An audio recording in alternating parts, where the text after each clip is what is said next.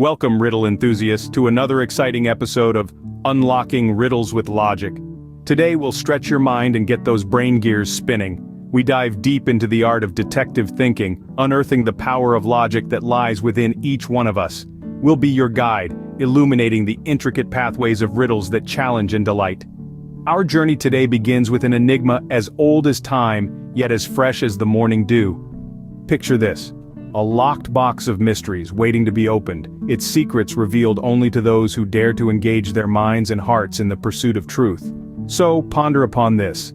I speak without a mouth and hear without ears. I have nobody, yet I come alive with the wind. What am I? Let's unravel this together as we proceed. Intriguing, isn't it? Wondering about the answer? Well, let's not keep you in suspense any longer.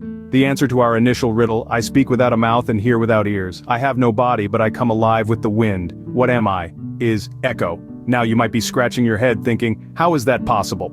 Let's break it down. An echo is a reflection of sound that arrives at the listener sometime after the direct sound.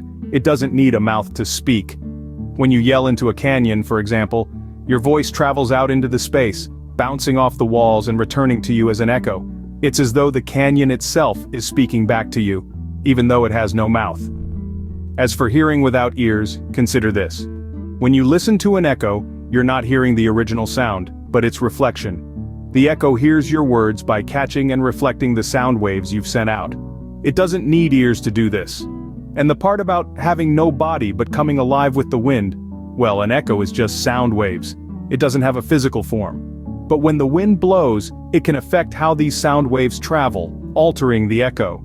It's as if the wind gives life to the echo, allowing it to dance and change.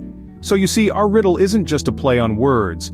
It's a lesson in detective thinking, encouraging us to look beyond the obvious, to question our assumptions, and see the world from different angles. It challenges us to think logically, to piece together clues, and to come up with a solution that fits all the given information. And that, my friends, is the beauty of riddles. They're not just puzzles to solve, but opportunities to engage our minds, to stretch our thinking, and to have fun while doing it. So the answer is echo. Let's move on to the next riddle, shall we? Scene script. Ready for the next challenge? Here it comes. Let's dive into the world of time and shadows, where not everything is as it seems. Imagine a creature of odd design, an entity that silently observes the world, never resting, always moving, yet it stands as still as a statue. It has hands indeed, but these hands serve a purpose quite different from ours. These hands can't applaud a performance or greet a friend, but they do play a crucial role in our lives. Pause for a moment, let your mind wander through the maze of possibilities. Now here's a little hint to help you along. This entity is something we all have, something we all use, yet we seldom give it a second thought. It's a part of our everyday life, a silent companion that guides us through the hours of the day. Here's the riddle. What has hands but can't clap? Think about it. Time's up. Let's decode this one. So, the riddle was, I have two hands but I cannot scratch myself. What am I? And the answer to this riddle is, a clock. Yes, you heard it right, it's a clock. Now let's go through the reasoning behind this answer. This riddle encourages us to think in terms of metaphorical language and symbolism. In this case, the two hands aren't literal hands but the hour and minute hands of a clock. These hands move around the face of the clock, yet they can't scratch or touch anything else. They're bound by their circular path, tirelessly moving round and round, marking the passage of time. It's a clever riddle because it takes a familiar object and describes it in a way that's a bit offbeat, a bit unexpected.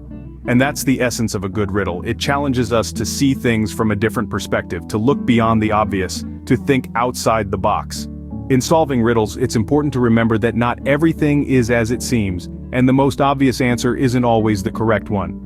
Instead, we're often required to think creatively, to use our imagination, and to consider all possible meanings of the words and phrases used. In this case, the phrase, I cannot scratch myself, is intended to throw you off track, to make you think of living creatures with hands that can scratch. But remember, riddles are all about misdirection and thinking in unconventional ways. So, the real key to unlocking this riddle lies in the interpretation of two hands. Once you've made the leap from literal hands to the hands of a clock, the answer becomes clear. And there you have it. The answer to our second riddle is a clock. Great job if you got it right. It's okay if you didn't, though. The point is to exercise our brains and have fun while doing it. Let's move on to the next riddle. Here's the final riddle for today. Are you ready?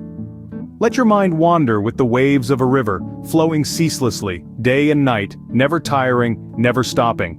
On its journey, it encounters a bank, a place of rest and reflection. But this is no ordinary bank. This bank doesn't deal in the currency of coins and paper. It doesn't require vaults or security guards. It doesn't provide loans or credit cards. Pause for a moment. Let the riddle sink in. This bank is not made of bricks and mortar. It doesn't have a manager or tellers. It doesn't need to be insured against theft. It doesn't trade in stocks or bonds. So let's get back to our riddle. Take a deep breath, focus, and ponder. What could this bank possibly be if it needs no money? Here's the riddle. What kind of bank needs no money? Give it a thought. All right, let's crack this final riddle. The question was, what kind of bank never has money? The answer is a river bank. You see, the trick to this riddle is the play on words.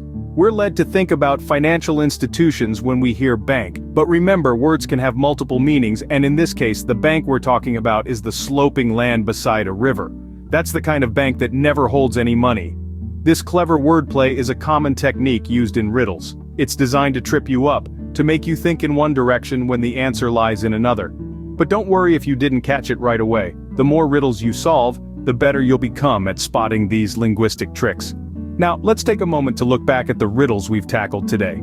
We started with the riddle of the man in the coffee shop, challenging us to think about the relationship between time and actions. Then we moved on to the mystery of the room with no doors or windows, pushing us to consider the different ways in which we interpret words. Our third riddle was the enigma of the one thing you can never outrun, which made us reflect on the inevitability of time. And finally, we ended with the riddle of the bank without money, reminding us once again of the importance of looking beyond the obvious. Each of these riddles required us to think critically, to question our assumptions, and to look at things from a different perspective. And that's the beauty of riddles. They're not just about finding the answer, they're about the journey you take to get there. They encourage us to be more observant, to question the world around us, and to think creatively. In essence, solving riddles is a lot like being a detective. You're presented with a puzzle, a mystery that needs solving. You have to gather the clues, piece them together, and come up with a solution. It's a test of your reasoning skills, your creativity, and your ability to think outside the box. So if you've managed to solve even one of these riddles, give yourself a pat on the back. You're a budding detective. And if you didn't, don't worry. The more riddles you try, the better you'll get. It's all about practice. Remember, the key to solving riddles lies in thinking logically, in questioning your assumptions, and in being creative. So, until next time, keep your detective hats on, and stay curious. The answer is a riverbank. If you've solved even one, you're a budding detective. Remember, the key to solving riddles lies in thinking logically. Until next time, keep your detective hats on and stay curious.